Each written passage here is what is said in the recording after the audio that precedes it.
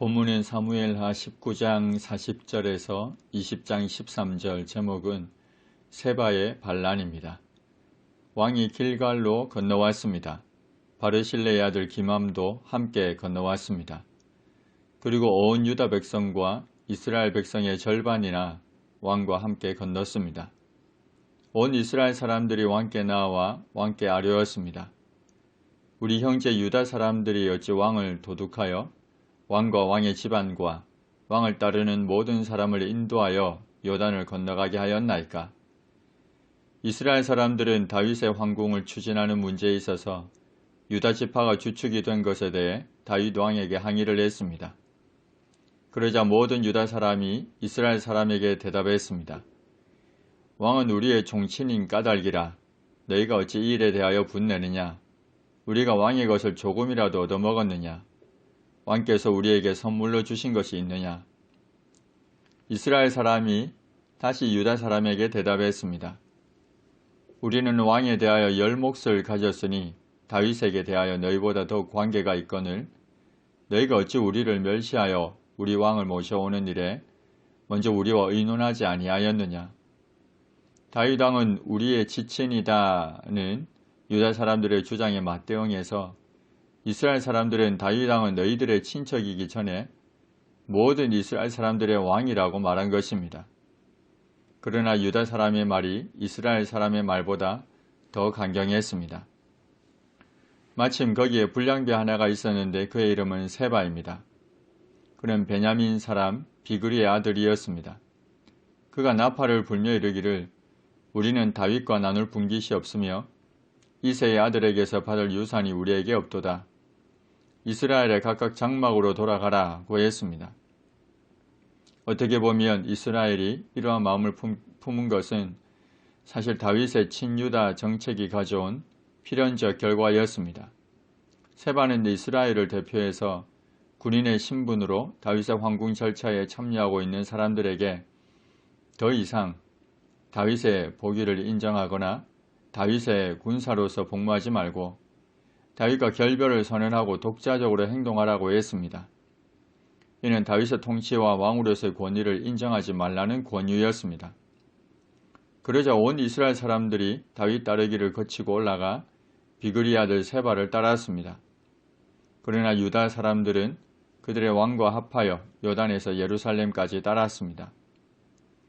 다윗이 예루살렘 본궁에 이르러 전에 머물러 왕궁을 지키게 한 후궁 10명을 잡아 별실에 가두고 먹을 것만 주고 그들에게 관계하지 않았습니다. 그들은 죽는 날까지 갇혀서 생과부로 지내게 되었습니다. 본의 아니게 몸이 더럽혀진 다윗의 후궁들은 남은 생을 생과부로 살아가야 하는 비극적 운명의 주인공이 되어버렸습니다.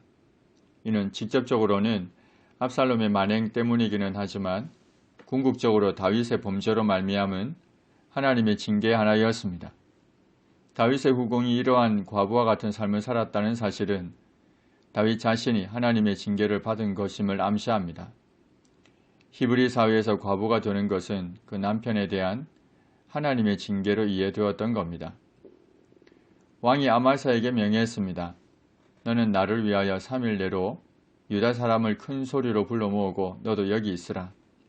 앞서 다윗은 아마사를 요압을 대신하는 지휘관으로 삼겠다고 약속했었습니다. 그리고 이제는 약속을 지켜 아마사에게 세바의 반란을 진압하도록 명령합니다.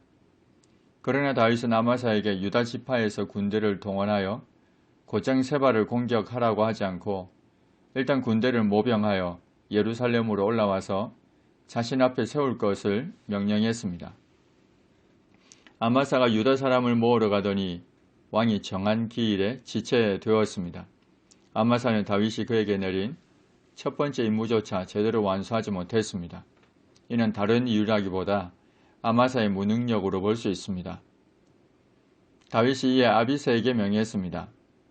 이제 비그리의 아들 세바가 압살롬보다 우리를 더 헤아리니 너는 내 주의 부하들을 데리고 그의 뒤를 쫓아가라. 그가 견고한 성읍에 들어가 우리들을 피할까 염려하노라.